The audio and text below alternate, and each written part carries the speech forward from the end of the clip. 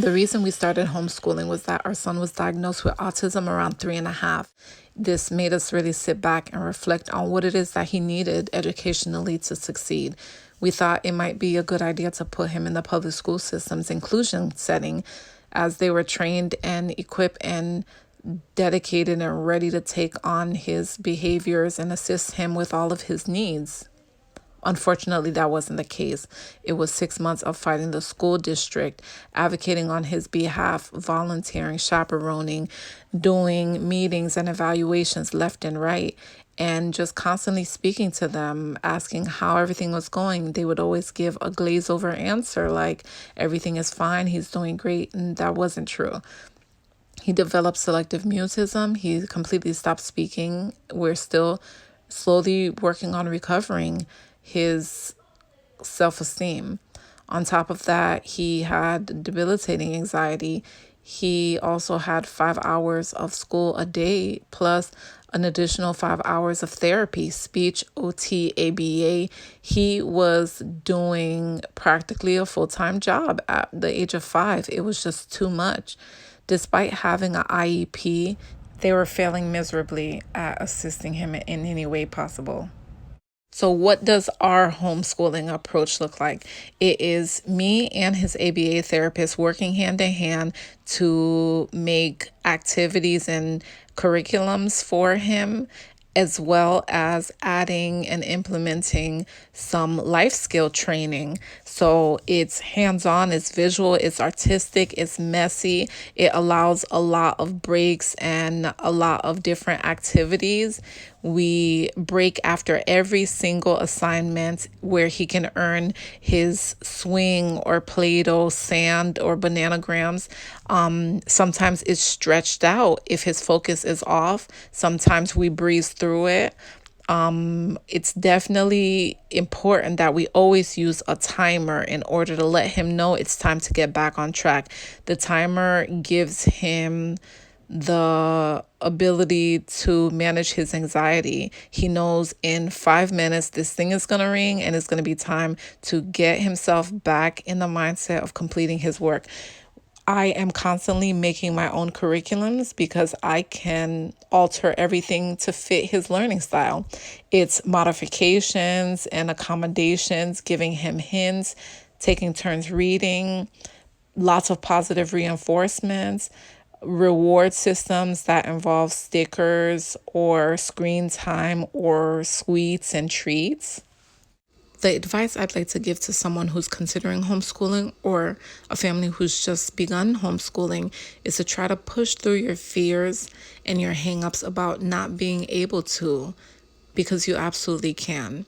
The question I have to ask myself is, if I felt that my own school experience in the public school system was a disaster, is this the system that I want to trust with my child? And the answer was no. The other question was, is this experience benefiting or hurting my child? And it was absolutely hurting him in every way. And I saw those changes in him, and they were really, really hard to watch. Also, to just focus on the child's strengths rather than their weaknesses.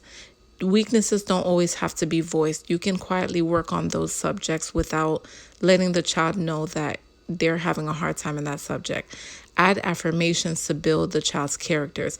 Be flexible and realistic. Sometimes you won't get around to certain subjects, and sometimes it will take longer. Sometimes focus off. It's okay. You'll get around to it when you get around to it. Just homeschool isn't perfect, and it's not going to look perfect.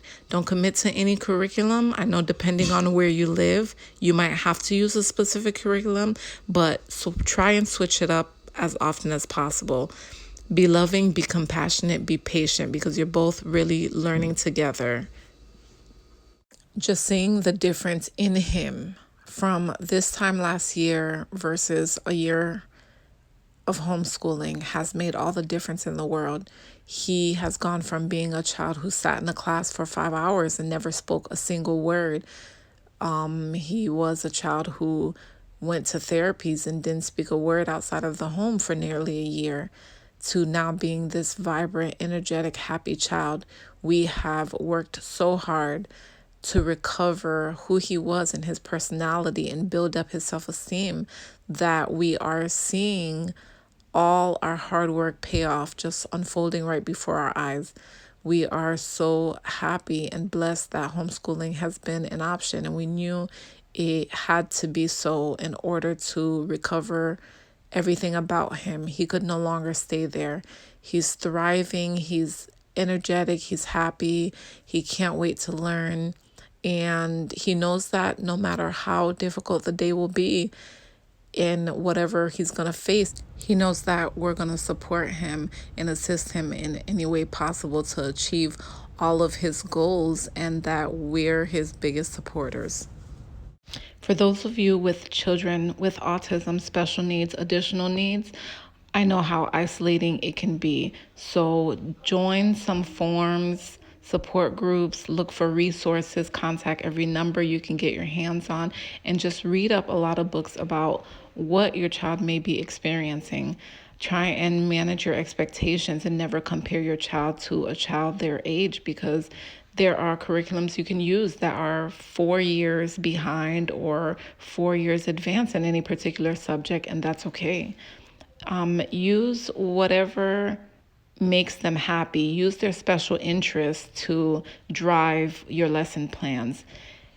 Enjoy the time you have with them. I know it can be challenging dealing with meltdowns, anxiety, and language delays.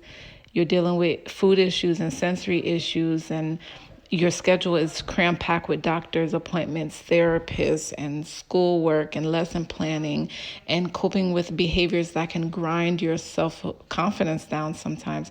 Just know that you're doing the best you can, and just try and work together with your child's therapist to find plans that will help keep them on track and also keep you on track. And take a moment out of your day to mentally praise yourself for your hard work. Colombo and blow away.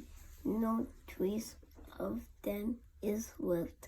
This could have happened to the pink fist. We would never know. It had lived. Instead, the pink fist came a fossil. That's how it happened.